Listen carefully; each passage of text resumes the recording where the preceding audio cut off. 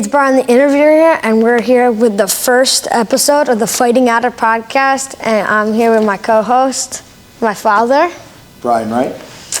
And first, we'll be going over our picks for UFC Fight Night, Arman Tsarukyan versus Dan Hooker.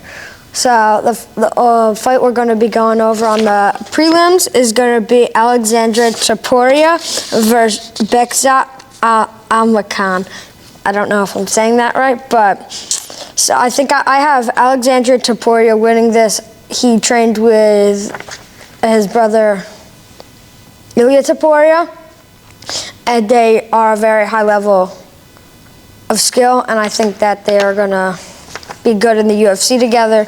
I have Alexandra Topuria winning by like a decision or like a later rounds submission or knockout. Bekzat Almakhan hasn't fought in a little bit. I think it's been like a year and a half. So, yeah. And then and what are your thoughts on that, Beth? I don't know. I think Topuria's got the advantage on that one as well. I got to agree with your pick on there. You pretty much said what I was thinking.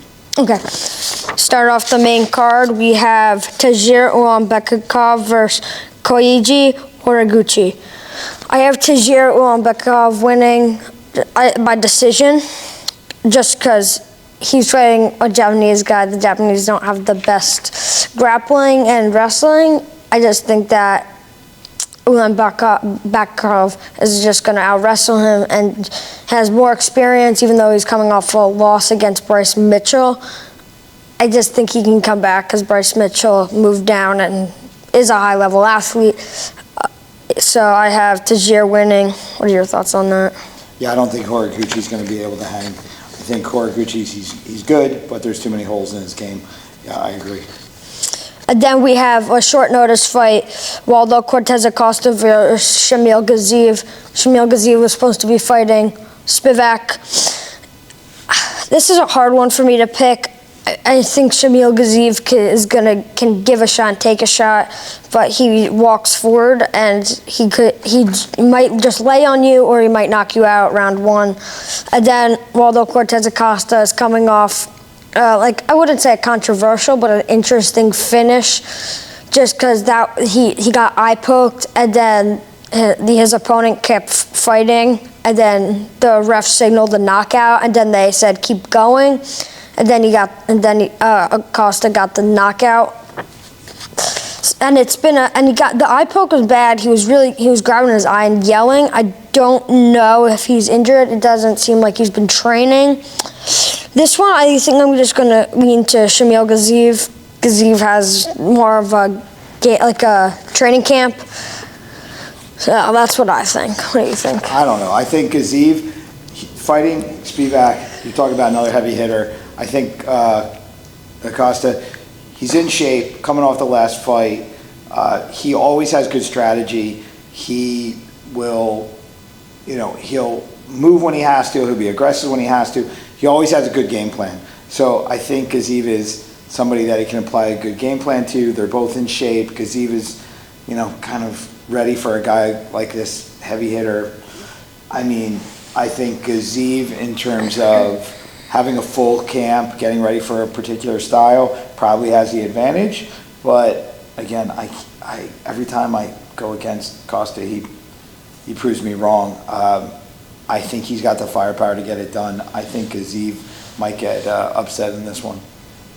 Yeah, I can also see Shamil Gaziev walking into like a overhand just because of his style. And also, I can just see him hitting Acosta or just laying on him for 15 minutes. But Acosta's had more fights in the UFC at this point, and especially at high level. I think that the experience factor is going to play a lot here.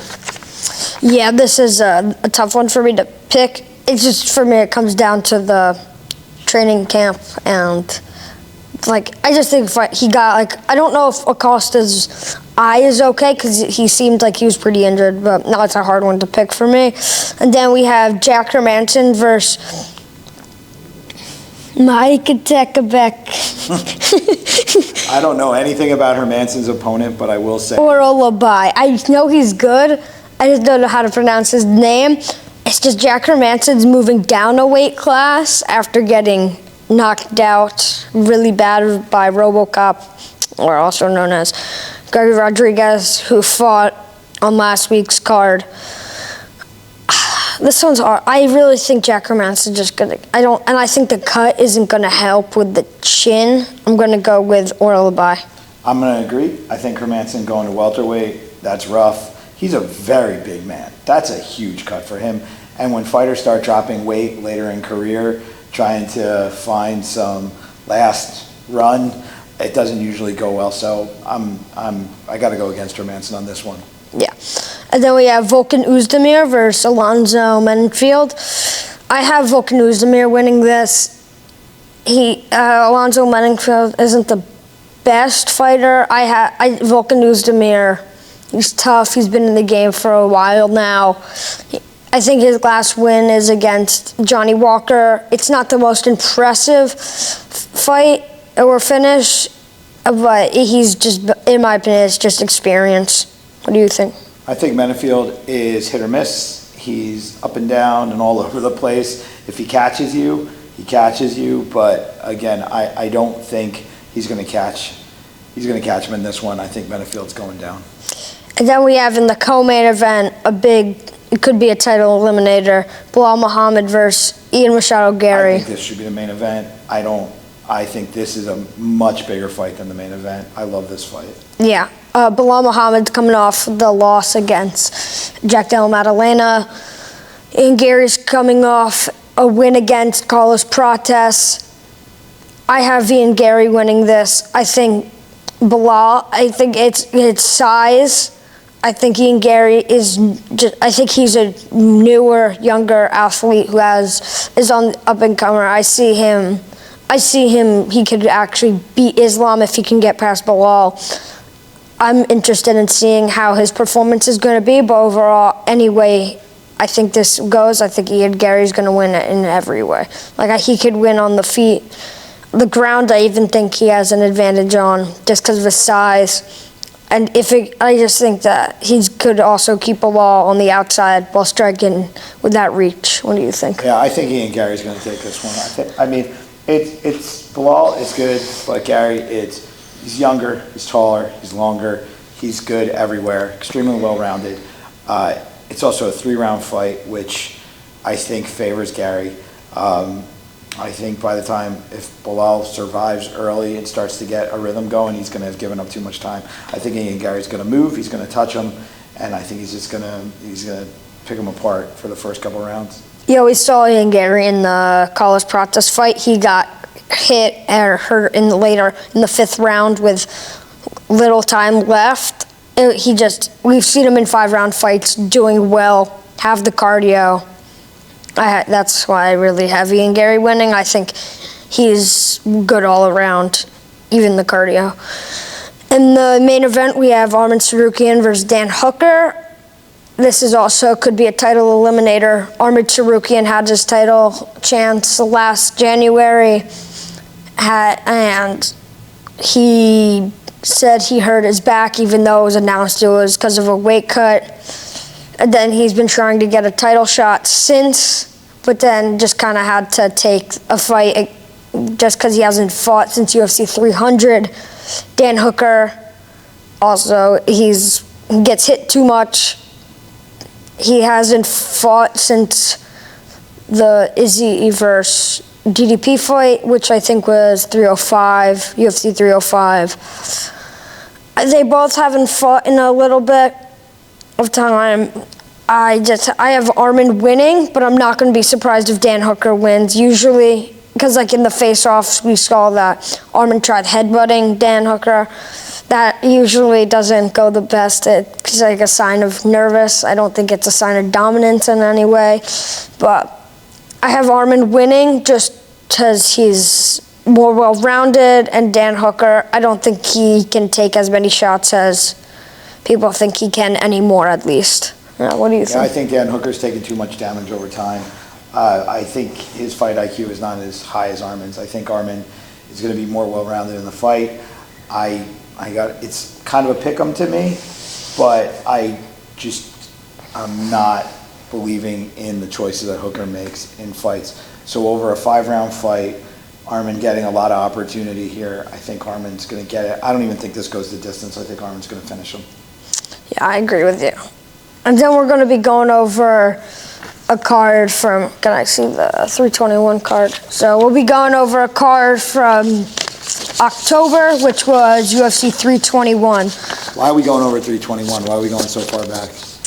Because we haven't done a podcast in a little bit, because you also were in Abu Dhabi for UFC 321. You were there and watched it.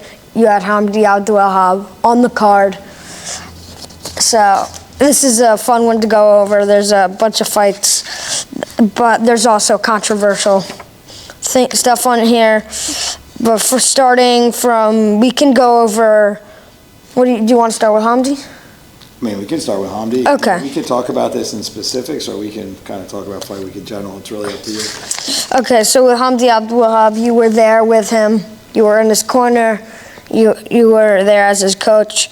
He got the decision win, broke a heavyweight strike record on Chris Barnett. And what were your thoughts on that? Well, I mean, Abu Dhabi was interesting. It was good. Hamdi was living in Dubai at the time, training there, so it was an hour drive for him. So it really was not a big travel. He was used to the time zone, all that stuff. Did not have the best camp. Came in very heavy compared to other times. Was dealing with some injuries. He had probably a torn pec muscle, and that slowed him down in camp. So I think a lot of the weight issue was due to the fact that he wasn't able to train 100%. So he had some things going right, some things going wrong leading into this. But I'm going to be honest, Chris Barnett, you don't need anything to go right to beat that guy. I truly feel that a guy of his stature and weight and age does not belong in the division. Hamdi manhandled him the whole fight, kept taking him down. Yes, he broke the ground and pound record. But, I mean, the problem that we've got here is that it was a challenging night, to say the least, because it was a weird card. There were some boring fights on the card. Hamdi's fight was one of them. The main event ends weird. Hamdi was in a bad position. He fought a guy that he should have easily beat. But there's a lot of weird circumstances there, and he dominates, gets the decision, but he didn't put the guy away. Dana got pissed. Hamdi his contract wasn't renewed off that. But again, you can complain all you want about it. He did end up going, 2-1-1 in the UFC. Yeah. But the problem is, rather forgettable 4 fights. It wasn't like we had this overwhelmingly dominant, exciting run over those 4 fights. This was supposed to be the easy victory to show the skills off. He did what was asked. He took the guy down repeatedly, ground and pounded him to death. Barnett's got a head like a rock. I don't know how he took so many shots, but it was a weird fight. It was a good fight in terms of the outcome. It was good to get to work, but it was a career ender of a situation for him, even with Walker calling him out, which was interesting. I don't know why he went after Hamdi, and all fight week there was like this rumbling that he had a problem with Hamdi, and Hamdi's like, I've never mentioned his name before, so I don't know why he would have a problem with me. And it was clear, because after he got his victory, he called him out, and Hamdi was happy to accept, but the UFC didn't want to see that fight. So honestly, that fight could have happened tomorrow night in Qatar. Both guys were down for it, but Hamdi's not there anymore. I don't know. All in all, weird scenario, weird situation. I think Hamdi is a victim of circumstance, and again, being a victim of circumstance is fine, but in this business you have to be undeniable, and for MMA and what it is right now, I mean, it was a little forgettable what we did in there. Yeah. And then talking about Walter Walker, he got his 4th heel hook in a row. It's a record, but also it's not like he's fighting top 15 ranked heavyweights, and even if he was, it's still heavyweight. Heavyweights aren't the best right now. No. And he's just got the top 15, but he's not fighting anybody in the top 15. He's calling out guys out of top 15. It just kind of sounds like he's trying to break more records. He was a very erratic personality the entire week. He was very aggressive. I mean, I was not a fan of him, and his coach was not the nicest person either. They were talking a lot of shit all week in a lot of different ways. I was kind of confused by that. That was just one angry camp of guys. Yeah, I think he's going to be a lot like his brother, where he's going to do something super exciting or he's going to get knocked out. I don't see there being any in the middle, and I don't see him becoming a fixture in the heavyweight division. Heel hooking a bunch of guys that don't know how to grapple is not an impressive feat. Yeah, when you say he probably will go the route his brother did, Johnny Walker, I can see it because Johnny Walker and his brother have, in the beginning of their UFC career, which Walter is still in, they've had this super exciting rise, but not against anybody significant. And I think Walter is gonna hit like maybe even like the way heavyweight is, he could even get like a top 10, top 5 next. Yeah, but that doesn't mean anything. Yeah, but even there's nobody in the division. So yeah, if he fights anybody good though, I don't think if anybody that has any grappling and like just anything anti-grappling, striking, I just see him getting knocked out. Heavy-handed guy that can defend a takedown is Yeah. going to give him a hard time. And I mean, and with his brother, I mean, he is a guy that timing has been everything, because he loses dramatically, then he wins, and then he loses, and then he wins, and he's just one of these guys that you think he's going to be out, then he gets a big win. You know, I'm not going to say lucky. He's just a guy that circumstances have worked out for him. Like Johnny Walker, a lot of times I'm like, I don't even know how this guy's still in the organization. He'll never be champ. That guy will never be champ. He's past it now, in my opinion. But he keeps his job. Yeah. Every time his job's on the line, he performs. I don't see his brother being like that, where Johnny Walker's temperament is a little bit more balanced. Walter Walker is a very erratic, angry, erratic guy that tends to not last. Yeah, and then we have Ikram Alistair versus Park Jun-young. You have an opinion on this? I mean, I was sitting in the crowd. Yeah. That was an interesting fight. I actually, it was really close. It was hard to pick a winner in that fight. I would hate to have been a judge in that. Yeah, that's one of those ones where either way you pick, somebody's going to get mad. And this was one of the first cards that the new rules really, really were taking effect, where you couldn't just take someone down and sit on them, and that's what we'll get into more. Because I mean, you saw a lot of guys were fighting in a way that would have won a week or two prior, but then with the shift in the rule set now, you can't take someone down and you can't control them on the fence without doing damage and get points anymore. Yeah, more stalling. There's a style that Dagestanis have kind of, people can say master by just kind of having that wrestling advantage and kind of laying on you. We saw that with Chimaev. We see that with kind of like that Islam recently. But now I think they're going to have to change some stuff just because you can't lay on anybody. Okay, but Islam and Chimaev, now, when done right, the way that they wrestle, they're smothering their opponents in a way that they can't fight back.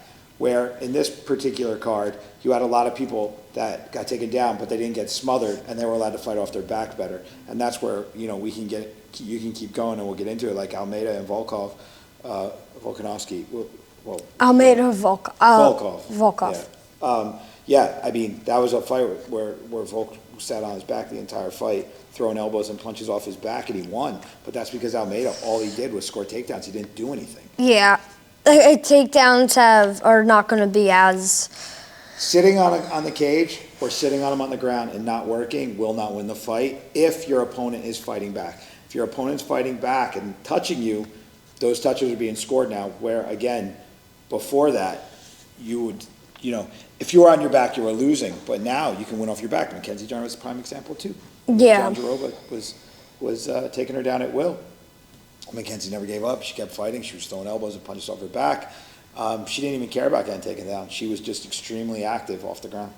Yeah, I think that more guys are going to have to prepare better for that. I think they're going to have to Like, because you got to get to a smothering position, you have to kind of get through that. Yes. Where they're, and it's going to be harder now because even if they hit you with anything, they're going to be scoring more than you by wrestling on.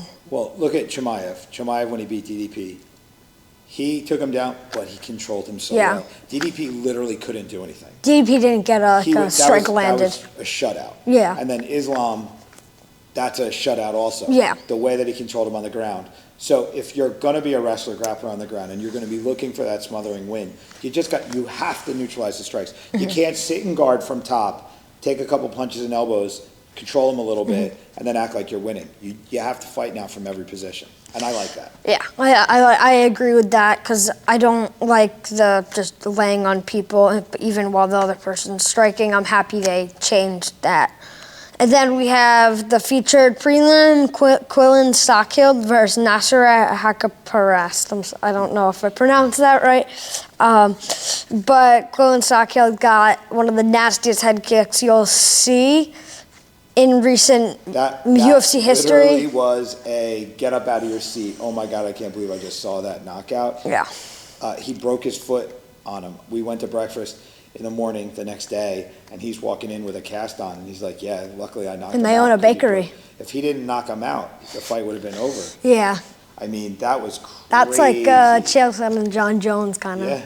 I mean, that kick, I mean, I'm pretty sure they went to commercial for about 5 minutes after that. That dude was done. And he was at TriStar. He was there, he had a good corner, had a good team, but he was just like rough. And he was just, I don't know. It was a weird fight, and then he got flatlined. Yeah, and they own a bakery. Interesting. Have you seen that clip? No, I haven't. It's the commentators. John Anik goes, they own a bakery, and then Quillen throws the kick and knocks the guy out. It's like they own a bakery. Oh. And then heading into the main card of 321, we have. Alexander Rakic versus Azamat Murzakanov. Whew, Azamat.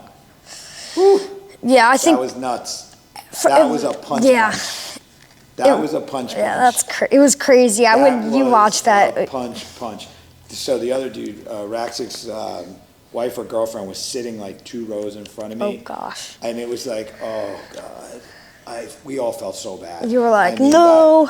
But he walked out, and she was able to give him a hug on the way out. But I'm a fan of Azamat. He's got a little bit of a weird history with like steroids and stuff, but not a bad guy. Trains really hard, and he hits like a truck. Unbelievable. Yeah, I have a jab. Yeah. Knocked him out with a jab. Out. Out cold, not out cold, but dropped him pretty hard. That was a bomb. Yeah, but in my opinion, I think this is time for Rakic. In my opinion, I think he should be moving up to heavyweight. I don't think there's any room for him at 205. Death. Yeah. At the weigh-ins. There's, I think it's affecting him. With him, and I couldn't even recognize him. He was so shocked. Yeah. And I just think as Azamat, he's newer. He's been in the game. I just think he hit so hard. It's kind of. I think Alexander Rakic just ran into one shot. Like there was no getting hit there. You got to talk about Azamat. He's got to be close to a title at this point. A title fight. This guy is he's a monster. Yeah, this is the thing about 205 right now. It's like so. Pereira being the champ, everybody's looking at him while the guys down here, they're like dunk, dunk, dunk, dunk, but everybody's still looking up there. I agree. There's a lot of talent at 205 that's being overlooked. Yeah. Then I just think that, I think Rakic, I saw the weigh-ins, I was watching it. I do think he should move up to heavyweight. I think it's going to be better for him. I think the weight cut's affecting his chin in a few ways. He fought Yuri Prohaska at 300. He was really chipping up Yuri, and then he just ran into that. I think that could also be a cause of that cut. And then we have Alexander Volkov versus Gelton Almeida. This is one where the new rule set has never been effective so much. Alexander Volkov literally was on his back for most of the fight. and landed more shots from his back and that won him the fight. The thing that was crazy in that too is the crowd was happy. The crowd was happy that they went nuts to see that the more active guy on bottom won the fight. And the one thing I will say, because I was sitting there and I'm like, he may lose this fight, but the grappling he had to do to get ready for that fight, I think he jumped levels because he was a guy whose jiu-jitsu was never that good. And he fought it off. He fought it off the whole time against one of the best jiu-jitsu guys in the division, and he fought smart. And it was like you could just see, like, okay, he's got that world-class striking. Now he's put the time in on jiu-jitsu because of this opponent. Luckily, he walks out of there with a win. He's a real problem in heavyweight now. He's a real problem. And he's also one of the largest human beings I've ever seen. I mean, Hamdi literally was like 50 pounds heavier than him, and we were standing there looking at him, and I'm like, how is this possible? This guy is gigantic. I think he's the tallest athlete in the UFC currently. Looks like an NBA player. Yeah. Volkov is also coming off before that there was the awful loss to Surugan that he should have won. Yeah, he should have won that. Surugan got a title shot off that. Volkov would have gotten the title shot. But actually, I think this was almost better for his career. He improved his wrestling so much, I think that by losing and then getting this fight, I think it made him a better fighter. And the other side of it is, I think, now we can get into Gon on this one a little bit. Like, the Gon that fought Volk was not the Gon that fought Aspinall. Yeah. I don't know what other fights up after we can get to that in a minute. Umar, then the one. Yeah. So. Umar I could care less about. I'm not a fan. I think he's boring. I don't think he's that good. I mean, whatever. I'm not a fan. I don't know how you feel about Umar, but I think out of that crew, I think he's the weakest superstar they've got. Yeah, then we have Umar Nurmagomedov versus Mario Batista. Umar Nurmagomedov won, but he did get dropped by Batista the one time by that knee, and then he just kind of ran, and then just Batista couldn't couldn't defend the takedown. Umar is a better fighter. Yeah. Umar's a better fighter, but it doesn't mean I like the way he fights. I thought Batista, I enjoyed watching Batista work more than Umar. Umar just for some reason there's just there's like a lack of a spark there with, like you see like when Islam fights there's a level of pressure and competence that I just don't see in Umar. It's almost like he's I don't know, he's lacking a little bit of confidence in his game. I think he could be good. I think if he mixed his striking up a little bit more, he would be more difficult than he is. He's tricky, hard to beat, super talented, but I don't know. I just don't see that fire in him. Yeah, he had that one fight against Merab that was, people say that was close in my opinion. I think Merab clearly won that, but again, that's what I'm talking about. You watch how Merab fought him. So even if you think it's close, the level of comfort, the emotional connection with what he was doing, the fire was there with Merab, and Umar's just flat. Like he's trying, but he always looks like he's about to gas out. Like he doesn't, like there's not, you're not like waiting for him to drop somebody. You're like, oh, is he going to survive? Is he going to use his technique to survive? Where with Merab, you're like, okay, he's just going to grind you to death. Yeah, I think Umar could, I think we haven't seen his cardio improve because he hasn't had a 5-round fight since the Merab fight, but anybody that fights Merab does get tired at some point. You can't compare your cardio. You can't have Merab be the baseline that you're going to have comparative cardio. I mean, I don't know. He has like a third lung that we don't know about. Yeah. And then we have Verna Jandiroba versus Mackenzie Dern. This fight I didn't enjoy it. I watched it. I was just bored. I don't think it was impressive what either of them did. I just think that... I think the problem we got in the women's division, again, it's the same one. When he's fighting a fight, you know it's going to go 5 rounds. Yeah, and I think Wei Li, if she moves back down, I think she smokes Dern. I think she smokes Dern, and if Jandaroba gets another title shot, I think Whaley will win that. It was just one where Mackenzie Dern kind of just took advantage of the new. Okay, so Dern's complicated. I think there's a lot going on in her head. I think she has a hard time living up to the potential, but she has a great coach. Perillo is a great coach. That is a guy that inspires his athletes to rise to the occasion.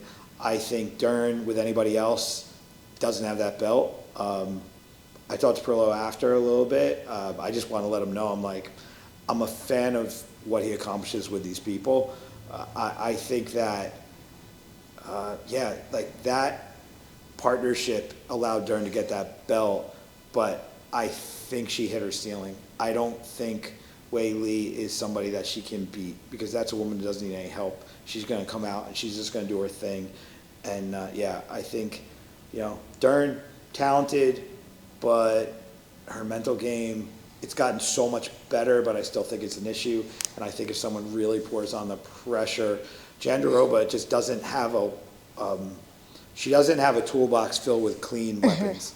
You know what I mean? Like, she's tough, she can take you down, she can hit you a little bit, but it's not that sharp. It's just like blunt instrument work.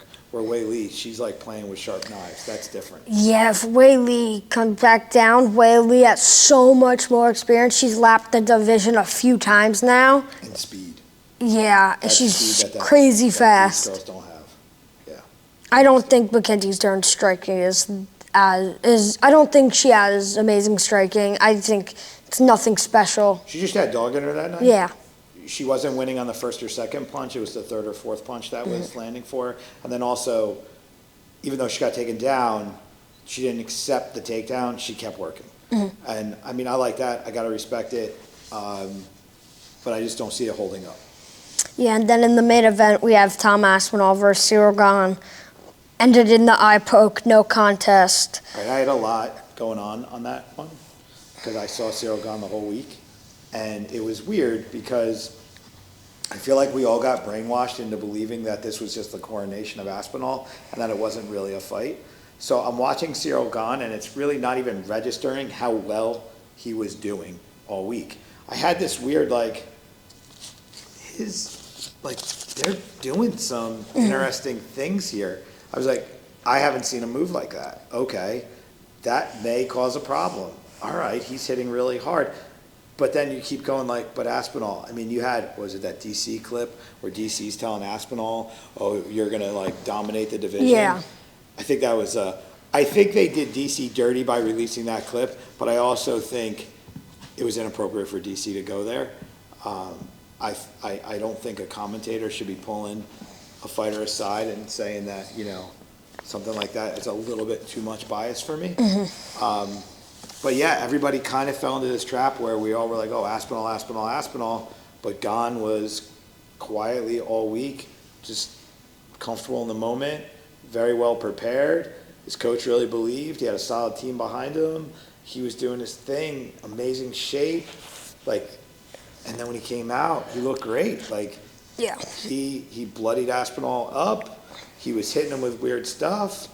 And then you saw the shift when Aspinall couldn't get that one takedown, and then his hands weren't landing consistently.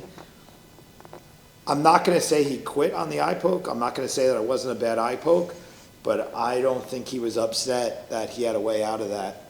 I don't think Tom was upset that he's going to be able to go back and re-strategize this. I think Aspinall is going to take advantage of that. I think he now understands what it's like to be the undisputed champion and be the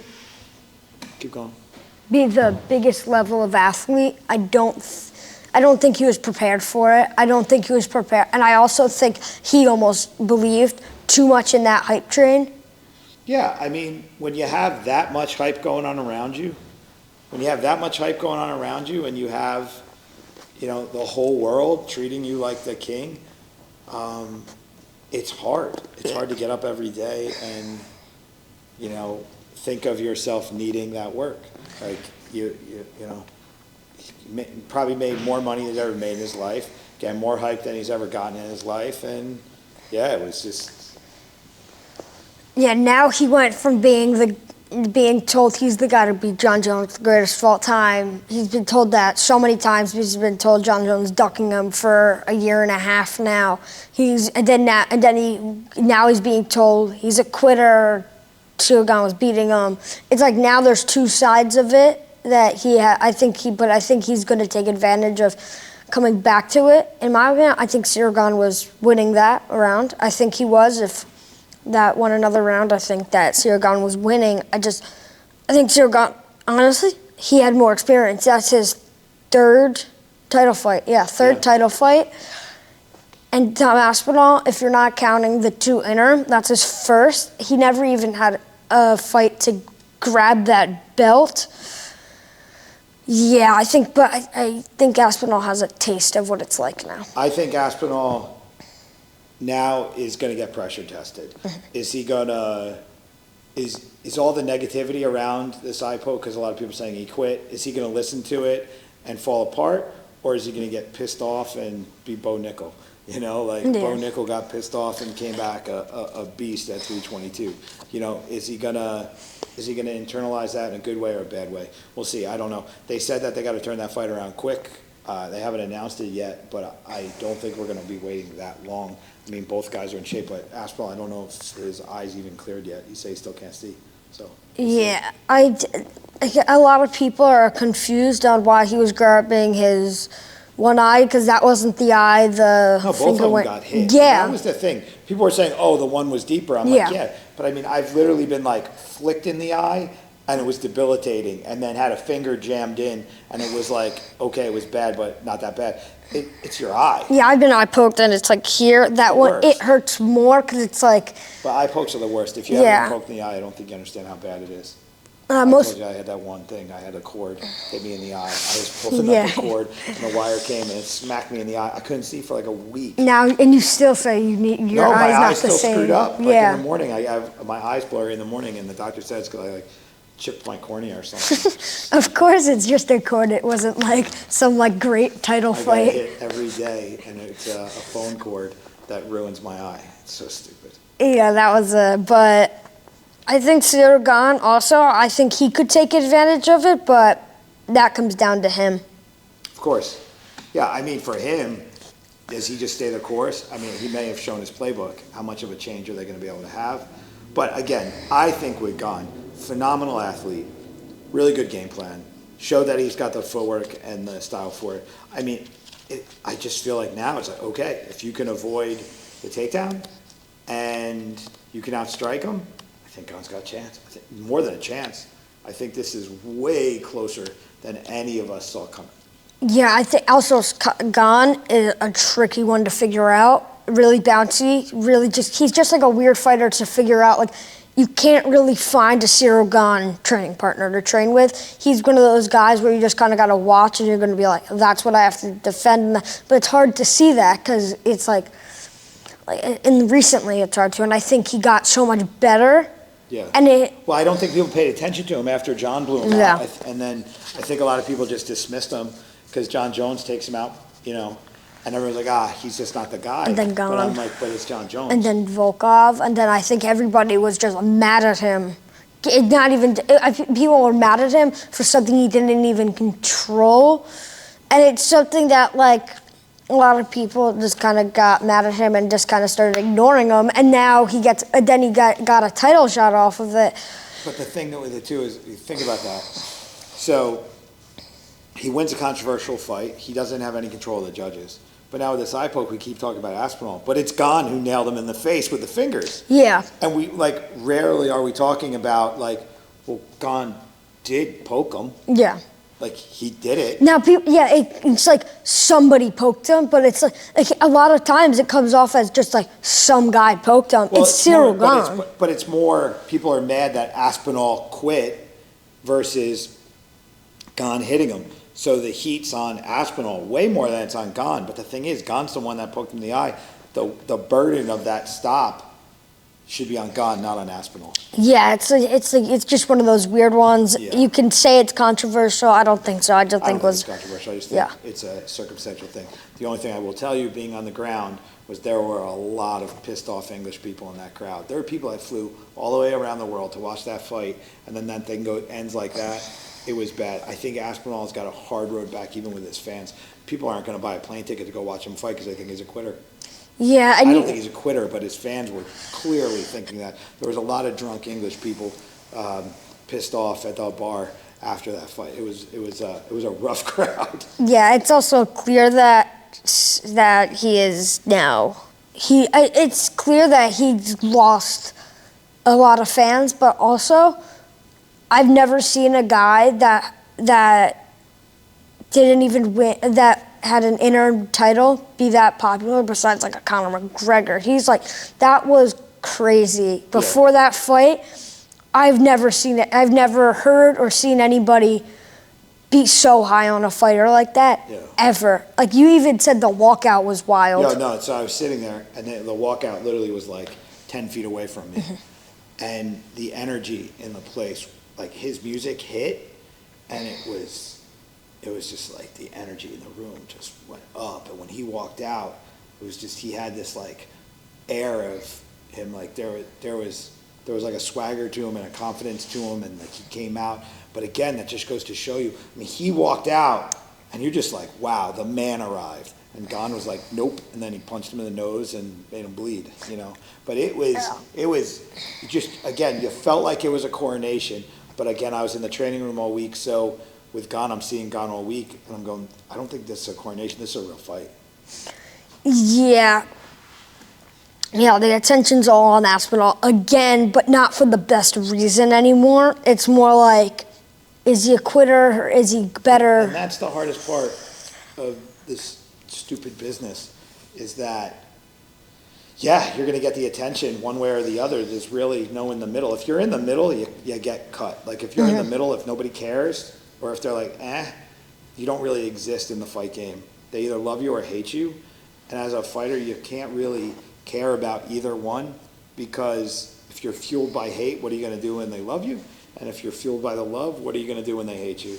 You've got to do your job, not worry too much about what they're saying, because when you're at that level, when you're the champ or you're in the top 5, you're making enough money to have this really good career. You're good. You're set. Don't screw it up by getting emotional about what the mob thinks. Yeah. Like the mob will always be there booing and cheering. Leave them alone, do your job, and let your wins and losses be your record. Yeah. So after Abu Dhabi, I literally flew back on Monday, and then we flew out to Nashville on Tuesday. What did we do?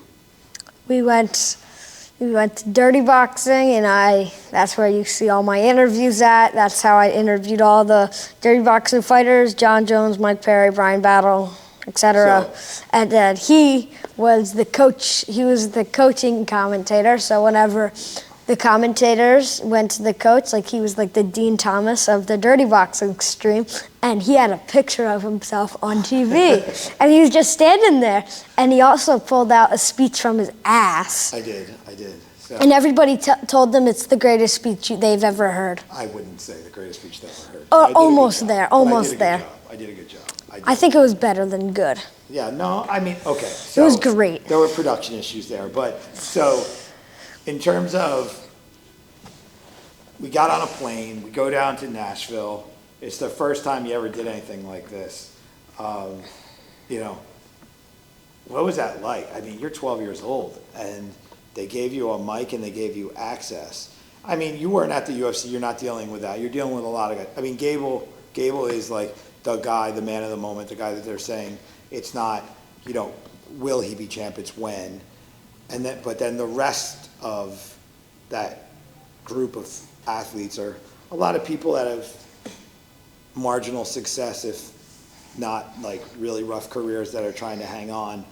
Or up-and-comers that are... And then there were up-and-comers. The one thing I will say about Dirty Boxing, the most impressive aspect of it for me, besides, I think the rules are great, I think the show looks good, I'm a huge fan of it, besides, working on it.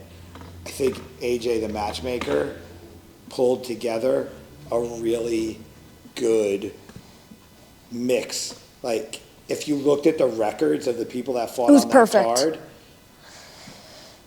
it was not the most impressive records. Yeah. But he matched these people up to make really good fights. I don't think do you think there was a bad fight? In 12 fights, was there one that you're like, eh? I think somebody got their ass kicked in every fight. Yeah, somebody took it was equal, or somebody took more shots than. And even with guys getting beat up, they weren't bad. There was no they shouldn't be fighting each other's. Except the dude Ware fought that, I can't remember his name. Shank. Shank. Everybody thought Shank was going to be the one, because Ware's this amateur boxer, Shank is this up-and-comer in MMA. They're like, oh, but no, because it's dirty boxing and not MMA, Ware was able to do his thing. I think there was a lot of back and forth.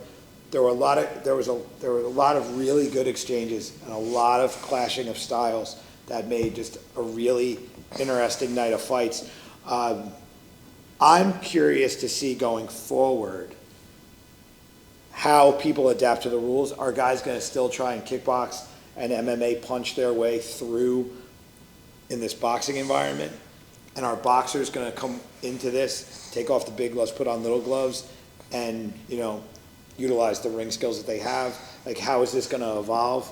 But from 1 to 4, it just has gotten better and better and better, and the fighters have been getting more and more prepared. So that's been the coolest part. It's not just a show where guys are trying to make money, where I feel like BKFC in a lot of ways is not. I don't think guys go to bare knuckle because they're looking to make a career like Mike Perry. I think they're going to make money. Where I think dirty boxing, you could actually go and make a career. And that's what it was so intriguing about it. I mean, we were sitting in the sauna that one day and you're like, yo, we got to watch this.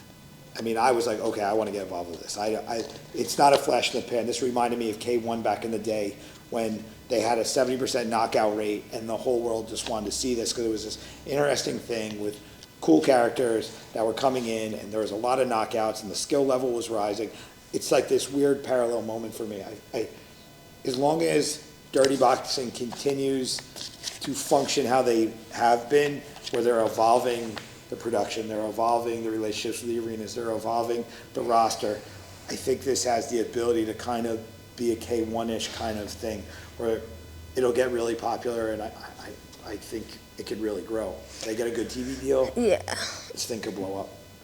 Yeah, my thoughts on dirty boxing is, I think what makes it so good is it's so different from UFC, because I think all these other shows are trying to be too much like the UFC, and I think the rule set separates itself, and we saw that these guys that are trying to fight like it's UFC with the striking, but the boxers came in and basically showed this isn't MMA striking.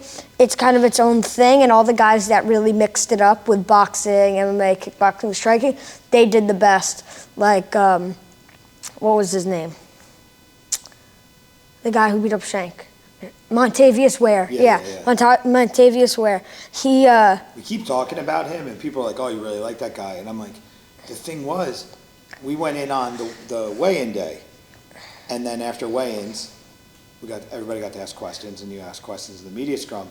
And he came out, and it was kind of like, okay, he's talking a game, whatever. But it wasn't, you're looking at the paperwork, and you're like, okay, I don't know what to expect here. Like, is this just like a Golden Gloves level amateur boxer going against these pros in this different thing, whatever? I didn't know. And then he came out, I mean, he lit him up. Like, he got a lot of attention. I mean, he grabbed my attention. I was like, oh, okay. He had the most undeniable performance besides Brian Battle and Gable. Yeah, that was, in my opinion, I think that was the best when it came to, like, unknown. Like, it surprised me the most. Yeah. Because I think the Brian Battle and the Gable, we were like, because I think, like, I chose them, and I was expecting them to win, but I didn't think Ware was going to win.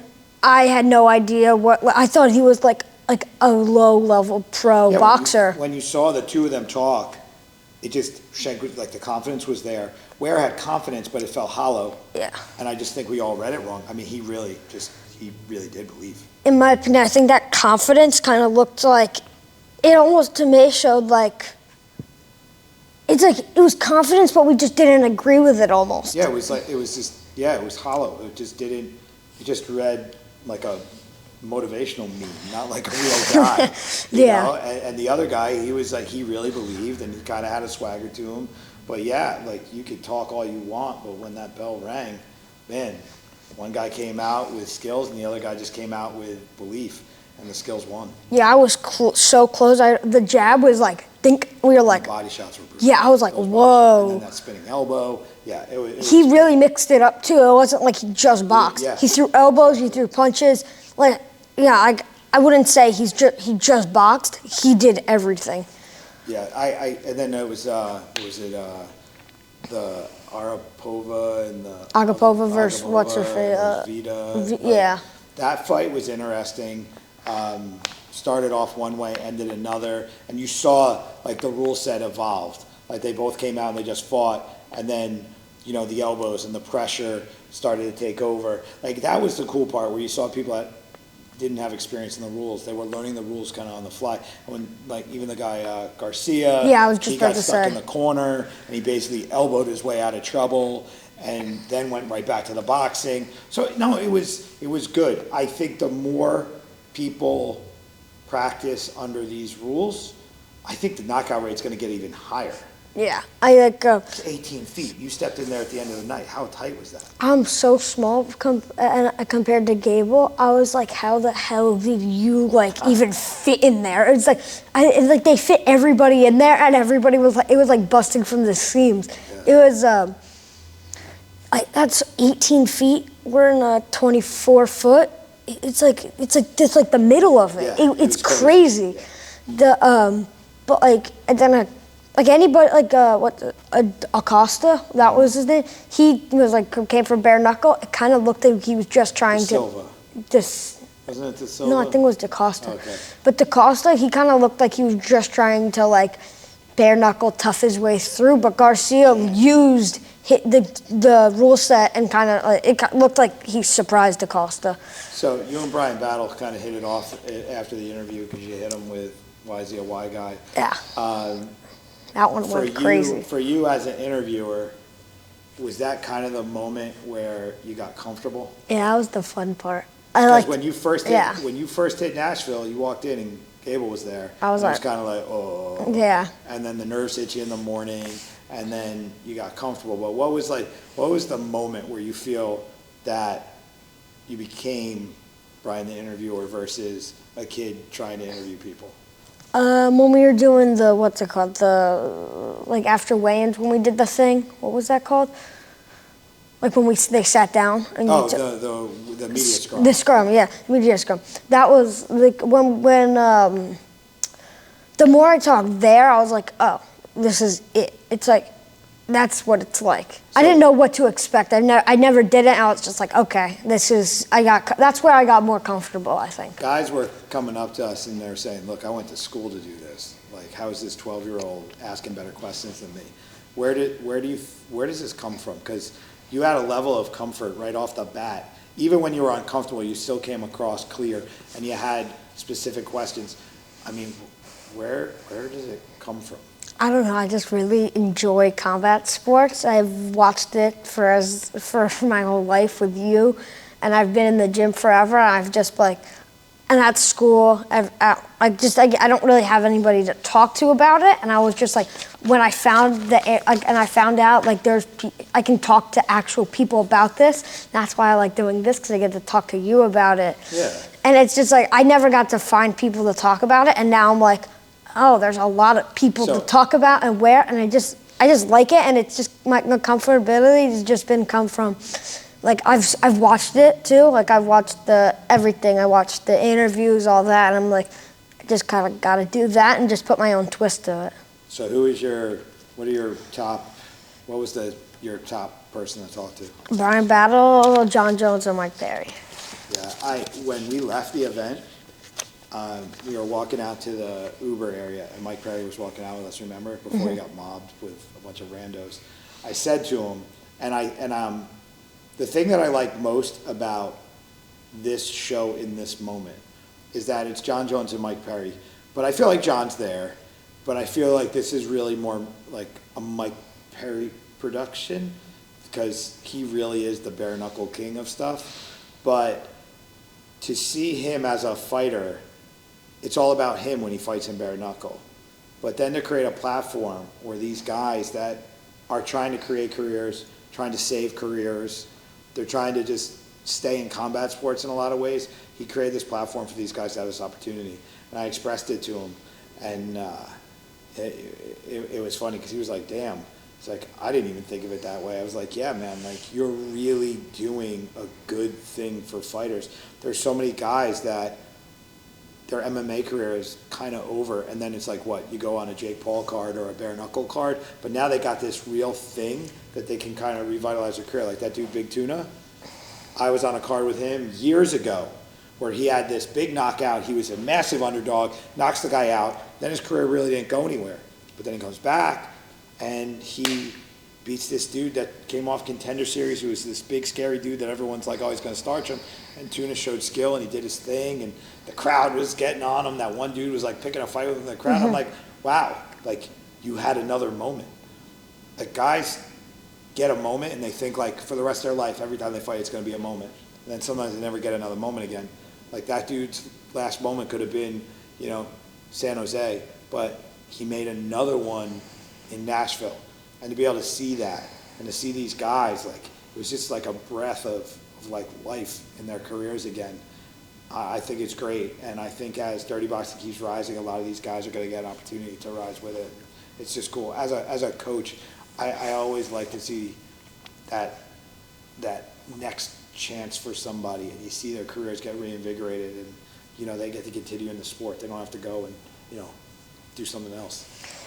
Yeah, Dirty Boxing actually gave me a vibe of like that. I think I've only seen in the UFC, where every fighter on the card from beginning to end, everybody was like, I want to know their name and I want to follow them. That's something that like PFL doesn't have, Bellator didn't have, like any other show really doesn't have, because nobody really cares about that. I feel like the main event is all people care about. This was interesting. This was a 12-fight story. Even though Stevenson is like the superstar of the show, it wasn't like everybody was like all about him. Everybody had an equal look on everybody from beginning to end. And just being there, it was like the crowd was filled up by the first or second fight. Yeah, well, it was only 12 fights too. It wasn't like it was 24 fights or anything. It was 12 fights. It was tight. It was good. And I like the smaller venue. You're not in a big arena. It's a smaller venue. It has like an old school feel to it. The wooden ring, it's good. And then, smart moves they did. They took all the best aspects of UFC production and applied it to the production. Really smart, it's run by, first round management has a lot to do with it. Malky's been to the UFC a million times, and he's seen it done right, he's seen it done wrong, and he took what he learned from it and he applied it to this, and so it's the right amount of hype, the right amount of organization. I think the graphic quality is great.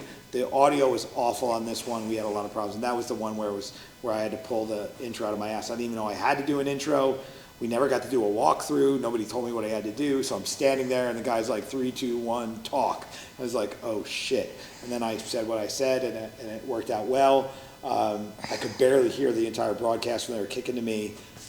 It was a challenging production from the audio, but I had a good time. I enjoyed it. Hopefully the fan base keeps growing. It was weird because it was a Thursday night. The fight before, it was like a Friday or Saturday night, the TBX3. Saturday, yeah. That one had a little bit better of a viewership, but I just think it was circumstance.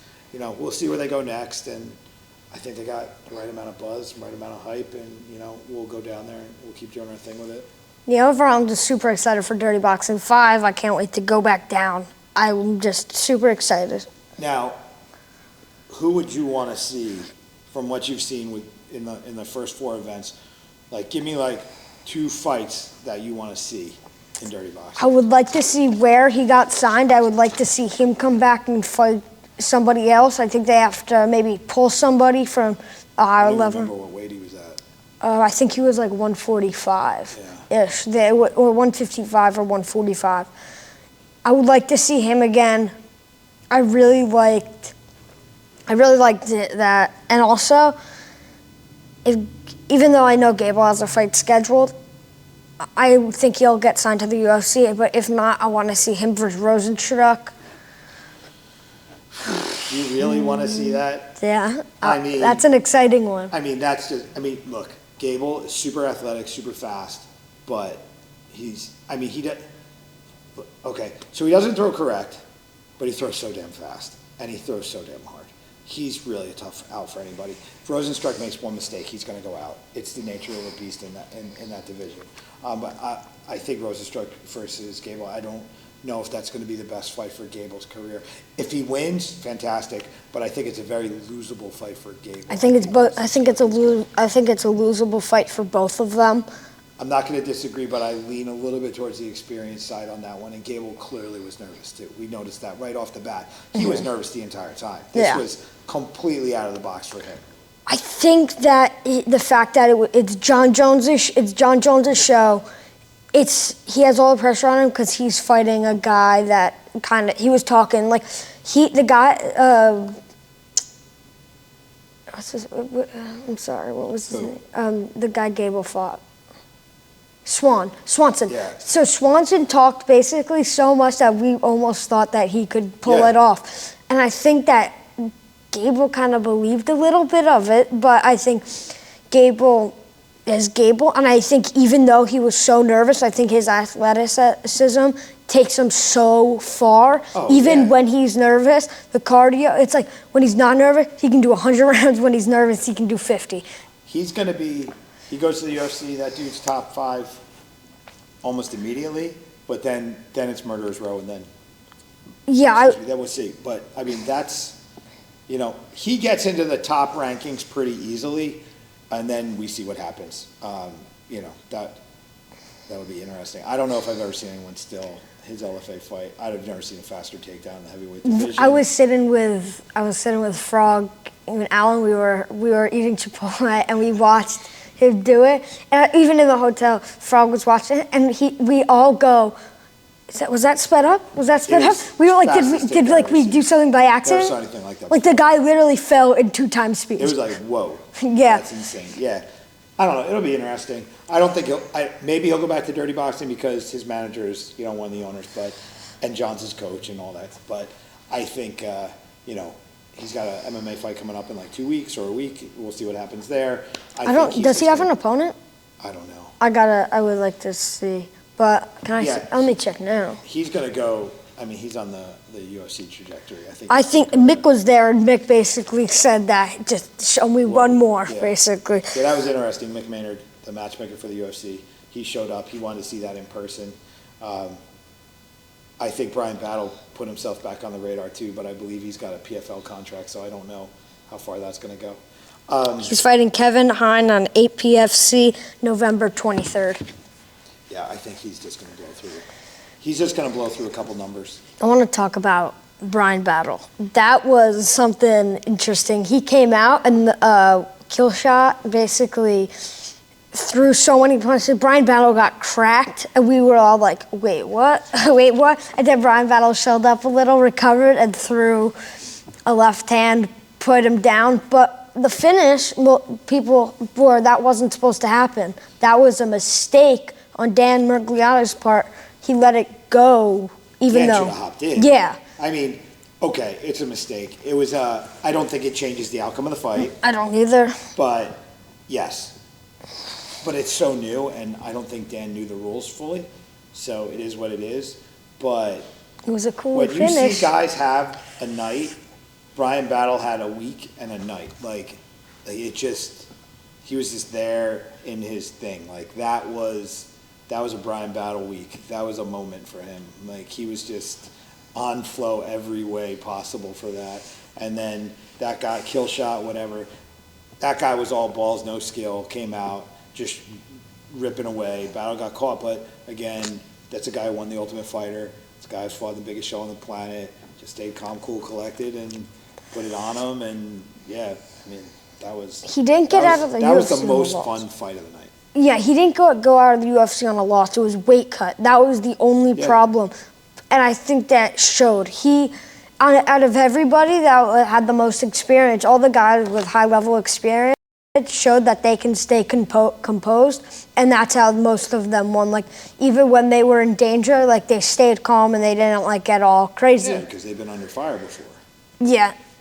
And Brian Battle, that was cool. Like, that was his moment. He gave that speech at the end and gets to knock out the way he did. And yeah, I mean, he just created that moment in time. And yeah, that was a very memorable experience for all of us. We were like, wow, that was just. It was one of those moments in history where you'll look back, you'll be like, wow, it's cool that I got to be there for that. Because I don't think anyone's going to forget that. DBX goes away, they don't do another show, you're not going to forget that Brian Battle moment. That was wild. That punch he hit him with when he was on one knee, just standing there, that was crazy. That was crazy. Yeah.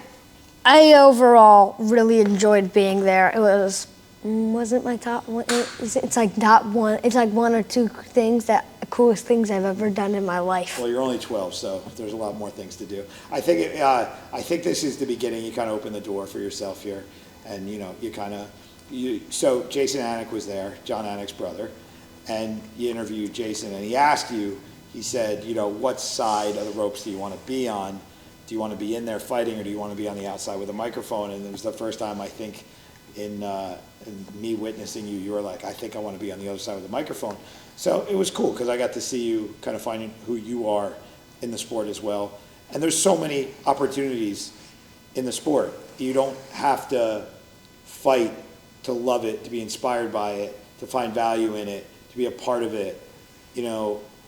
There's so many different ways to come at it, and you're figuring it out for yourself. You love fights, you love fight sports, and it's cool. You can decide, like, I can compete or not.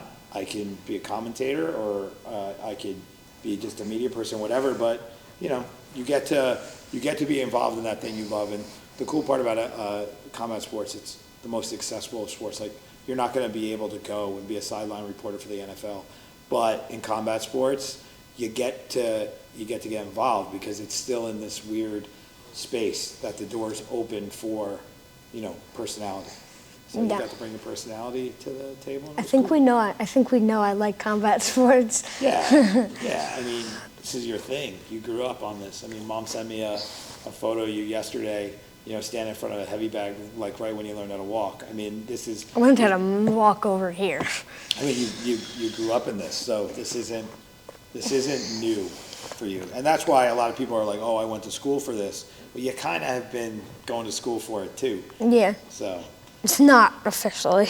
But no, yeah. But you've been learning on as we go. I mean, you've been shadowing me, seeing what I go through, and you meet the guys. And the other side of it is you actually have gotten to meet people beyond watching them on TV, so you realize that they're all just people. People look at these fighters and they think of them like Superman, but I'm like, they put their pants on one leg at a time like everybody else. They just do this crazy job. Yeah, all these guys who meet, they're like, when they're off camera, they're just normal guys. Just normal people. Even like the high level ones, like Brian Battle, like, he's literally a normal guy. He's just a nice, funny guy. So is like everybody, really, like all the guys in the UFC. I think they're all, and the guys that treat themselves like they're better than everybody else. How does their career go? It goes down usually right when they think they're somebody else that. But that's not. Life in general. If you're not comfortable in your own skin, it's going to be very difficult to find any sustainable success. Because if you're worried too much about what the world has to say, you're never going to really do anything because you're worried about like this boogeyman all the time. And that's, if fighting's taught me anything, it's when it goes right, they say you're lucky. When it goes wrong, they say you suck. The mob rarely ever has anything nice to say about you. And when they do, it's because they want what you have. It's not that they're like happy for you. And I don't mean to be cynical about it, but you have to understand that the most important part of all this is understanding yourself understanding what you find value in things, and not worrying so much about what people are going to say. Worry about having a quality output on the things that you do. Do your job. I saw you. You did homework. You thought about your questions. You knew who the people were. You didn't just show up and say, hey, I'm here. Like, you worked on it, and it showed and it paid off. And even with Alan, with filming, at first it was kind of like, but then it was like, no, just film. Just film. That's what the editing room's for. That's what I told myself. I literally told myself, just talk. Just talk. That's all you need to do. Like, I got before we got to the first day of everything, I was like, what do? I don't know what to say. Yeah, and then you go, oh, you just need to speak. That's all you have to do. That's all you got to do. Like, I think I had 8 notes taken down over 100 questions I asked. I had 8 notes taken down, and they were, I think it was just what I had to start with. And then on fight day, I didn't have anything written down. I just kind of talked my way through. Because then you got comfortable. Yeah. And then all that stuff you've been jamming in your head for 12 years all came out. It was good. But that's the thing, with all of it, how do you do this job? How do you get this position? How do you just start and you go, and then, you adjust on the fly. You started off, scared out of your mind, and then you got super comfortable, and then the more comfortable you got, the more confidence you got, and the more you realize they're just people and it's just a thing. Who cares? You just, again, if you focus on your quality, and if you focus on your value, it just makes everything work. And that's why, for me, even with my job, people are like, oh, don't you freak out, a guy could get knocked out. Yeah, everybody that fights could get knocked out. And that's, people forget. So Dirty Boxing, we had 12 fights. So you have 24 guys. 12 of those guys lost. 12 of them I think 10 of them got knocked out. Yeah. And there is no shame in trying. Yeah, you might be a highlight reel on YouTube and Instagram and TikTok for a while because you got knocked out, but go fight again. Get better, fight again. Get the comeback. Be the guy that got the highlight. Or be the guy that got knocked out and doesn't really care what the people that have never stepped in a ring have to say. Yeah. Get what you got to get out of it. You had a fight camp. You got on TV. You went out there and you dared. I mean, you fly close enough to the sun, your wings are going to catch on fire. It's going to happen eventually. You step into the ring enough times, something bad's going to happen. And that's why you can't worry about that. You got to worry about, okay, if I don't risk failure, if I don't risk losing, I'm never going to have the opportunity. We had UFC 322 in New York at Madison Square Garden, and first fight we'll be going over was a gigantic upset, which was Malcolm Wellmaker versus Ethan Ewing. That was crazy. We all thought Malcolm Wellmaker was going to knock this dude out quick. Okay, so the only thing I'm going to add on this is, yes, that was shocking. It was an impressive underdog story. But you got to think about Wellmaker.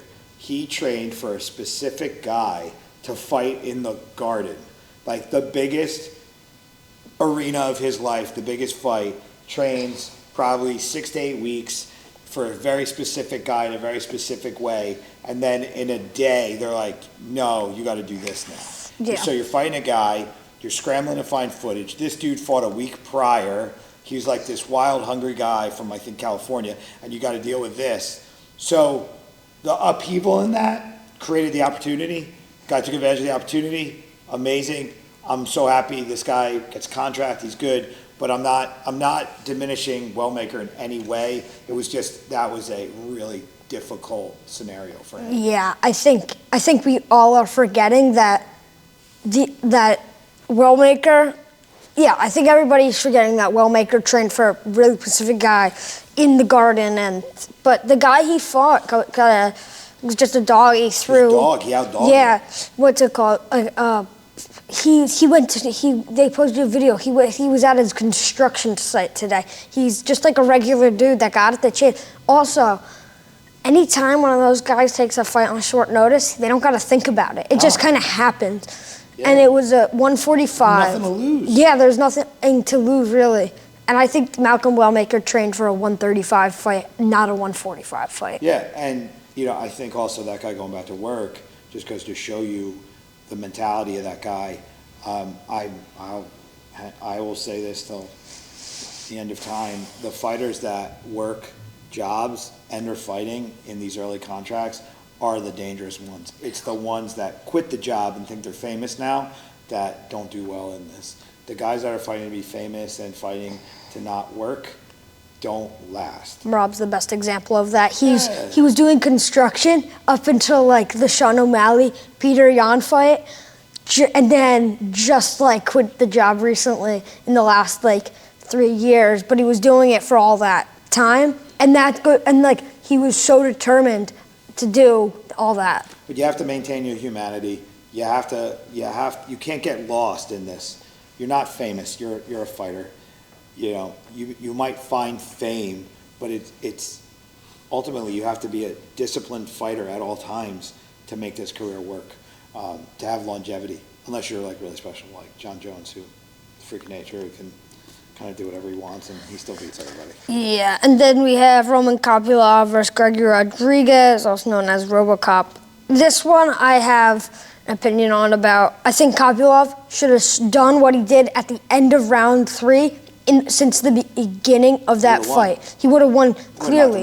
Yeah, like RoboCop literally walked forward, just kept hitting him. It was clear that Kopylov was scared of the punching power, but once he didn't, it was just too late. It was like he figured it out too late. RoboCop he just is what he is, and Kopylov, was afraid to step in a little bit. It's unfortunate. A 5-round fight, Kopylov wins. That was a rough one. I actually thought Kopylov would win. I thought he would start faster than he did. But yeah, that was interesting. I think that losing to Paul Costa took a bit out of him. I don't think it took anything out of him. It made him more cautious, and he's not he's not successful cautious. He's successful when he's firing.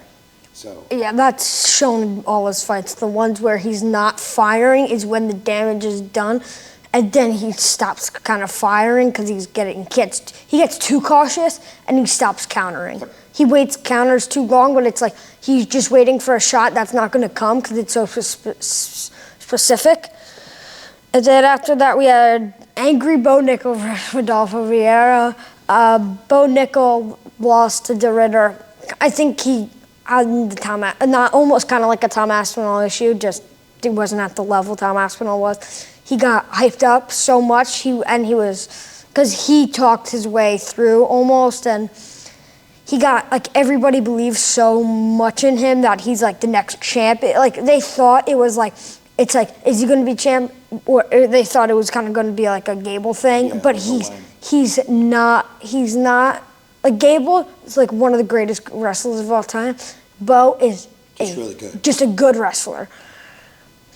And I think he kind of jumped on that hype train, and then he said he could beat Hamza, and it's like, that's not happening. Yeah, so he gets a top 15. Yeah, and then he gets a top 15. That's a dog with a chew toy. Yeah, and then he gets a top 15 chance against De Ridder. De Ridder just needs the body, and Bo Nickel just wasn't ready for that level yet. So this was a perfect fight for Bo. He fought a guy who's never knocked anyone out, and I don't think he scores too many takedowns either. The guy's got good jiu-jitsu and he's really tough. So he fought a human punching bag. I love the Bo that I saw, though. I thought that was a Bo with intention. The other Bo was really cautious. This one wasn't cautious. This one had an attitude and had an edge. He let his striking really go. Amazing high kick knockout. He beat the shit out of that guy and then knocked him out. It was great. But I will say again, that is a very good fight for him. He's really going to struggle going forward. I think he has a hard time. I'm not on the Bo train. I can't believe in him to the same level that he was hyped still. He's got to prove himself a little bit more. I want to see him with a good striker that has competent wrestling. I want to see if somebody neutralizes him, what's going to happen. I haven't seen dog in him yet. He hasn't dog anything. The De Ridder fight, he needed to dog, and he got smashed. Yeah. He quit on that fight, in my opinion. Yeah, and then starting off the main card, we have Benil Dariush, Benoit Saint Denis, also known as BSD. I thought that was going to be a war. Yeah, 16 I thought seconds. that was going to be a war. Yeah, 16 that was seconds. Crazy. Yeah, I did not think it was going to go that quick. I think BSD got dropped by a leg kick, gets up, throws a punch, and then just knocks him out. Like, Dariush, I just think, in my opinion, I think he should have retired off that one. Miles. Yeah. Too many miles. Dariush, great fighter. I think he's been going, I think he's 11 years in the UFC, something like that. I mean, it's too many miles now. He's not winning top 10 fights anymore. Yeah, BSD, I think he has a good future ahead of him. I like how he talks about himself. He's not crazy high on himself, and he's not crazy low on himself. He's just like, I think he's going going low on people's radars a little. I think he also got that loss to Dustin Poirier, and then he came back, submit Mauricio Rufy, and then now just knocked Dariush out in 16 seconds. So this is a guy, honestly, it's like when you say you're going to kill somebody, I think this guy's actually killed people. So, like, for real. I mean, he's a legitimate, active Special Forces vet. Yeah. So, I mean, I think he has a level of execution that's a little bit different. Yeah, I think he's a problem. Yeah, and it's lightweight, so he has to, he's in top 10 now. So, he gotta, I think he's going on under people's radars, but also you have Armin and Dan Hooker, Ilya, and Patty all in the same division. The crazy thing is, Patty is below BSD right now. I think Patty is ranked 13. And do you think Patty's that good? I don't believe in Patty? I don't, not as much as everybody's saying. He beat Mike. I think his last 3 wins are against Michael Chandler, Bobby Green, or King Green, and then Tony Ferguson. Nothing insane. I think. I mean, he's beat 3 people, but he hasn't beat anybody of merit yet. I think Patty's good. He has potential. I love the fact that they're giving him fights like that because he's getting comfortable in the cage. But I don't know. Do we have dog in or not? Does he have dog or not? He can take a shot. That's for sure. But yeah, he took Michael Chandler's overhand right. I think Ilya murders him. I think I don't know. I think he has to get another fight, and for me, I think he's gonna have trouble finding a spot. He should fight BSD, in my opinion. I think that's the fight that should happen. Get him top 8, and then we can get him top 10, and then wherever that happens, you can move him because they don't have to put him at number 8 after if he beats BSD. Don't think he beats BSD. I think BSD is gonna win. BSD has the ground game and the striking. I just think I'm interested on how they're gonna where they're gonna put Patty because I think they want him to do good. Well, he has such a big fan base right now. I think the big thing about MSG goes to show is how gnarly 170 is. Oh yeah! After this, we have Leon Edwards versus Carlos Prates. Woo! Yeah. Woo! Leon Edwards has never been knocked out, and this is the first time he's been knocked out. That wasn't even getting knocked out. Yeah. That was getting picked up off his feet. Yeah. That was different. That was amazing first round. I thought Edwards had a great first round. And then I think he fell apart because Prates basically talked him into submission. I mean, he just talked shit and he just quit. Yeah, Leon Edwards has probably one of the worst mental games in the... he doesn't have a spot anymore. He's kind of done now. I think he's done. I think he hit his limit and he's over. Yeah, he's a guy that struggles of a moment and tried getting another moment, but lost it because he went from not having any confidence to being on top of the world.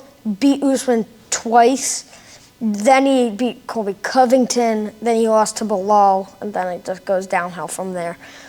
He just struggled. One big win doesn't mean you fixed yourself. Yeah, and that win he got dominated for the other 4 rounds. He threw the kick. It wasn't lucky. It was just. But it doesn't mean he fixed his problem. Yeah. He still had the problem. He had the problem of the wrestling, and he never. I think that second win against Usman when he was the champ. I think Usman was I think that was when Usman's career went down. This one's got no knees. Yeah, I think that's where it went. Like, also Usman had no. He like most guys that lose the belt, they really want to get the belt back, but they have so much pressure on them to get it back that they fold. Sean Brady Morales. Oh yeah, Sean Brady Morales. Michael. I don't like Michael Morales' style. It's like sit back. Like I don't. He made Sean Brady look bad. Sean Brady's the guy who beat Leon Edwards so dominantly, but Michael Morales is super big, hits really hard. He's gigantic. I don't know how he makes 170. He's like he would be like a big 205er. He doesn't throw technically correct, but lands. He figured out how to make what he does work. Yeah, Sean Brady does not I really. want to see him in Pratas. Yeah, I think, but Pratas chips him up. I would like to, but I want to see how Ian Gary Bilal goes, and I feel like once we see how that goes, we can kind of match make 170. I feel like 170 is a mess, and then. What do you think? Like so you got Pratas, Morales, and then you've got Bilal and Ian. I don't think Bilal. Out of that group of people, so say Bilal beats him. I don't think Bilal. But if he does, yeah. But if he does, let me just say, even if Bilal wins, I don't think they'll give him the title shot, and I don't care who you think they will, but who do you think should? Who they think should? It all depends on how Bilal wins it. I think if Bilal Bilal knocks him out. Gives him a right hand. Bilal doesn't know how to do that, but he has to learn. If he does, they could. I don't think Islam would take it. Yeah, I think Ian Gary wins this fight convincingly. I think you got to give him a title shot. Well, you got the other guys waiting in the wings. The Shavkat. Yeah, you got Shavkat. He got a bunch of injuries and had family issues, but once he gets back. You got Shavkat. So yeah. You got Pratas, Morales. And then Usman, and then you have. Like 70 is just, that is 170. And then Ilya wants to move up too. So if Ilya gets another defense, Ilya says if he gets another defense, he says he's up to moving up. Who do you think's beating Islam? I think Ian Gary has a chance. I agree. I don't think Usman's past it. So let's say Usman gets snapped in half because he has no knees. Yeah, and then. I would love to say Pratas, but his wrestling that won't. And if Leon took you down like that, I don't think Islam's gonna I think Islam runs through him. I've never seen Islam so big. Him big like that is different. Like when he was cut into 155, I think he lost strength, but the strength he had, that was different. He had different. I mean, Weili versus Shevchenko, I don't even think there's anything really to say. I think Shevchenko just is bigger, stronger, faster. Weili is just smaller and. I don't think Weili had a chance either way. I don't like. That's like with Shevchenko, well-rounded, faster. Did you see the difference from the distance? It looked like Weili was over here, and he was over there, and Shevchenko was just like bop. I know it just. Did you see when Weili matchup. Weili wasn't like even like upset. She was just like yeah. Well, when you're faced with something, like the idea of it is cool, and then you're faced with the reality of it, and you're like, oh, what was I thinking? That was stupid. Everybody thought it was going to be this crazy war, even though I was like, I think Weili doesn't have the power. It's Shevchenko. I think Weili is smart enough to not get knocked out. Shevchenko can go up. I don't think so. I think she can go up and be competitive. Oh, yeah. Weili can't go up and be competitive because she's too damn short. I think Shevchenko has a rough time if she goes up. No, but she can be competitive. Yeah. I'm not saying she's going to do well. I think she can be competitive. Yeah, I wonder what they're going to do with Kayla Harris. Yeah. So. I don't know. I think if the women's division is so thin, I don't care. Yeah. I don't care. It's weird. I don't know. I'm not excited about what's happening in the women's division. They're either like super dominant or they suck. Yeah. But okay, I gotta pull back. I'm being salty on that. I think Klein and Blanchfield was interesting. I thought Klein has potential. She has a lot of potential. She needs a little bit more experience. Blanchfield had like some great fights, and then this one, it all kind of went away. She didn't even look like she had. She made Tracy Court tap to I think that was bullshit. I didn't agree with that tap. I thought that was just I quit because I can't get through. I don't even want to waste my oxygen on Tracy Cortez. I don't. I think she represents a lot of what's wrong with MMA fighters, so I don't want to touch that. Yeah, so then in the main event we have JDM versus Islam. This is the only one I got wrong out of all my picks. I really thought JDM was gonna be a problem. I didn't expect Islam to be that strong and that big. Like when you see him. I also think the kicks really hurt him. Yeah. I think he strong, took his legs out. That's quick. how strong Islam is, though. Like that one leg kick, JDM was limping from it. It's like when you take that calf out, that changes everything. That's crazy. Even when I think JDM, I think he kind of panicked a little when he didn't have the leg, and when he was switching stances, the takedown came right away. Like I just don't think he knew what to do. He's also a guy I don't know what they're gonna do with him. Like I honestly, he's never beating Islam. No, I think he showed that he doesn't have the wrestling to hang. The thing that was really depressing to me about it was his corner didn't give him any real advice, especially in the later rounds. He needed technical advice. There was a lot of like, you're not living up to your potential, instead of like, you need to move this way and that way and throw this and throw that. Because I'm looking at him going, okay, you got to step to the side, buddy. Like, you need to start running. Like, you need to literally start running, and then you got to start trying to catch him when he's chasing. But his corner was just like, where's the guy that was in the back? And I'm like, what kind of advice is that? Yeah, like at that point, you're like trying to make him feel bad. Well, you're trying to motivate him. Yeah. And I'm like, I don't think this is a motivational problem. We got a technical problem. He's standing in front of him and he can't stop the takedown. Yeah. And then when he did throw punches, he had 1 or 2 times where he flurried on the inside, but he did it on the inside. So when he was done, he got taken down again. Mm-hmm. I don't think did he get up? I don't know if he ever got up. He got up once or twice in But the first or 2 rounds, and then he just kind of quit from there. I don't know if he quit. I think he was going. You saw him going for like octopus guard and stuff, but like he was going for the same thing too many times. He had to mix it up. You can't. What he was going for was stopping. He did really good against the submissions. Yeah, I was just about to say he had great defense. And that was why when Islam kind of busted Craig Jones's ass at the end, where he was like, "Yo, my buddy, you come to Dagestan, fix your jiu-jitsu problem." But I was like, honestly, JDM's jiu-jitsu was fine. I mean, Islam's wrestling was just that strong. He was like a wet blanket. And JDM even said, he was like, I never expected him to be as strong as he was. Also, I was just thinking, Gabriel Bonfim is another guy the knocked out Randy Brown. Yeah. He's another guy. He needs like one more fight, and then he's in the conversation. It's crazy. This is a big ass conversation at this division. I think Usman versus Bonfim is not a bad fight. I think that could happen. I'm curious to see how Islam's going to hold up. I think he has. I mean, let's put it this way: if he survives the names that we've been talking about, he'll go down as the greatest 170 of all time. He could be one of the greatest of all time, or if not, like he's already in that conversation already. I mean, there's GOAT status from if he can beat these In my guys opinion, I think he's above Khabib already.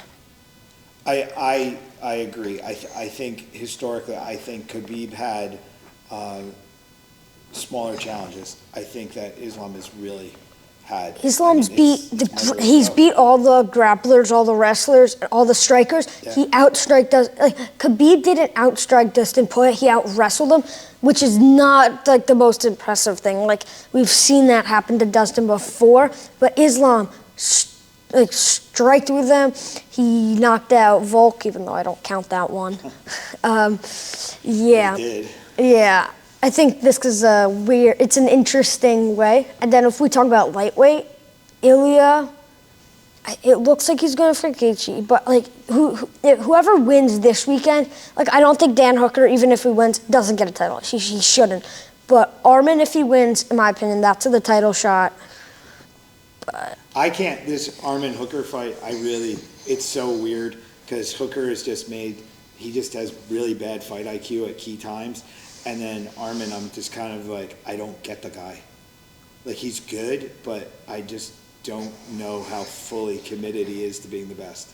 Yeah, I just think he's got too much money in the bank. It seems like he's doing it for fun. It's like he's like doing side quests. He doesn't need to win. Like, he's going to drive a Lamborghini if he loses. He doesn't need to win. I would have liked to see him versus Islam at 155. That's the fight. I'm like, come on. Yeah, but I don't know if he ever would have shown up for that fight. I think that he doesn't read like a guy who wants to show up for the big fights. I think he likes fighting, but I don't know if he has it in him to show up for the big fights. Ilya looked crazy small compared to Dan Hooker and Armin. Ilya is small, I'm like, what the hell? but he hits like a big boy. Yeah. Big boy punches. I feel like somebody's going to head kick him. But I just think it's hard to get there. His guard's good. Yeah. Good guard. People forget that Ilya is like a, It's actually a grappler. yeah, like in his UFC 5 character, it doesn't say he's a 5-star striker, he's a 5-star jiu-jitsu player. He's a grappler. Yeah. He's a top pressure grappler. Yeah. And then I want to talk about the betting scandal. This is crazy. We'll end with the betting scandal. Oh, wait, first, on a scale of 1 to 10, how do you like the new shorts? 0. No, you have to pick a number from 1 to 10, not 0. 1. The new shorts are terrible. A 3. I think the walkout gear, I think the tracksuit brings it up a little. I think they're better than the shorts. I don't know who the hell is their graphic designer, but I don't really enjoy what they're doing. The tracksuits we had prior looked like I was actually kicking and screaming, that Will Ferrell movie, but it was terrible. But yeah, I don't like the new shorts. But the betting scandal, I got to baseline this betting scandal issue. Betting in general is a massive problem in all sports right now, and I think this is opening up the door to where we're going to find a lot of stuff. MMA fighters feel that they're underpaid. They feel that the level of exposure that they have is not equal to the money that they make. And when you have guys that are getting punched in the head for a living, that tend to not have the best fans around them, feeling that they're underpaid, and then they're seeing how much money people are making betting on them and all that kind of stuff, I think this is the perfect storm of an opportunity for bad things to occur. So I don't think the betting issue with, what's his name, Batista? No, What was his name? But whatever, the guy threw the fight. Yeah. They're saying he threw the fight in the betting lines. I'm not surprised. He also comes from Kansas City. He trained with James Krause. That is a huge problem in itself. Krause has been cleared from like federal charges, but no one ever said that bad things didn't happen there.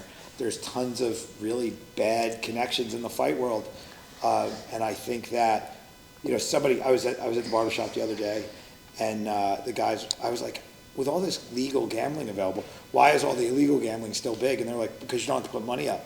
You call your bookie up and you say put 100 down, but you don't have to give them 100. Yeah. If you win, you get your money, and if you lose, then you got to pay them. You should be paying when you lose. So a lot of guys take big risks and whatever. So the illegal gambling's doing really well, and then it's getting tied into illegal poker games, which is a big problem. And now you have professional athletes that are trying to pull in people with money to go to the poker games, and then the mob's involved, and they're like screwing people over with dirty games. Like, this is a mess that I don't even think is even close to being unraveled. Yeah.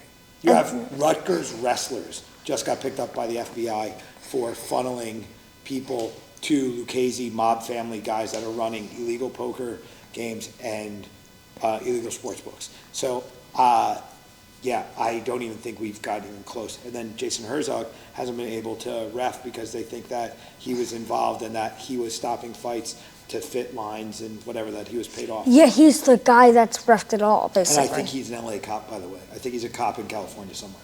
So he's a police officer. He could lose his pension, he can go to jail, and he could never ref again, possibly. This is bad. Yeah. This is really bad stuff.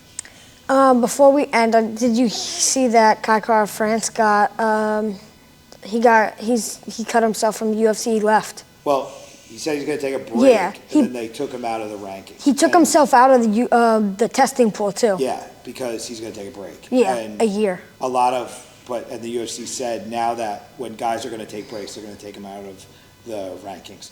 So, I mean, honestly, Kai Kara France is another guy, top level guy, but not the guy that's going to beat the guy. Like, he's always like, Nobody beats Pantoja, in but my he's opinion. always the number one contender kind Yeah. of guy. I don't see him being the guy that beats the guy. So give him a year, let him figure himself out. Maybe he just needs to like mentally reset, physically reset, and let's see what happens. Yeah, it's just, he's 32, and most 32-year-olds at flyweight, it's hard to take a break there. I feel like once you're 32, that's when you fight the most, I would say. But I think it's hard for, like, the lighter weights, you end younger than the older, like, because I think, yeah, Volk's the oldest champ at Fry, I think 155 down or 145 down. He's 36. Yeah, yeah. Don't do a 6'7", please. I'll boycott your podcast. If Don't you do a it, 6'7". please. Don't I do need it. this. But yeah, I mean the lighter weights, it's tough to see the guys older because the young guys tend to dominate. But I don't know. Sometimes these guys get a reset and it gives them a resurgence. So I'm just, we'll have to see. I mean, the guy that they keep saying might come back is Zabit. I mean, he's taking like a 10-year hiatus. Who knows? When did he retire? To like 2019? Yeah, 2019. Yeah, I mean, this dude's been out, and they're talking about he might come back. He's over there. Yeah, He's he was on that Russia card that we fought Kopylov on. But yeah. All right, Mr. Bryan. I enjoyed doing your first official Fighting Out of This Corner podcast. Yeah, you're my co-host now. I'm your co-host now? Yeah. Okay, I've been hijacked to a co-host. Yeah, we can have other people on. Yeah, we have to start bringing some guests on. We're going to try and get some of the other commentators from Dirty Boxing, and we definitely are going to hop in with some of the fighters from the Dirty Boxing roster, so we're going to try and set that up. But we had a lot of fights to talk about. We've been talking a long time. I think we went for like 2 hours plus here. Yay. Yeah. All right, dude. Thank you for having me on. That's awkward. Are we going to fist bump or shake? Which one? All right. So, Bryan and Bryan, Fighting Out of is out. Boom. All right, we did it. Yay.